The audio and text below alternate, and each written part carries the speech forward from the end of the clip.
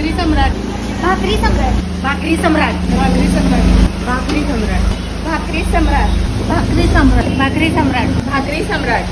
भाकरी सम्राट. काकी नमस्कार. नमस्ते. काकी आपलं नाव? नीता दळवी. आणि मी बघितलंय की पहिले नीता गृह उद्योग आपलं होतं, आता भाकरी सम्राट म्हणून चालू झालं आहे. तर काय आहे नक्की भाकरी सम्राट?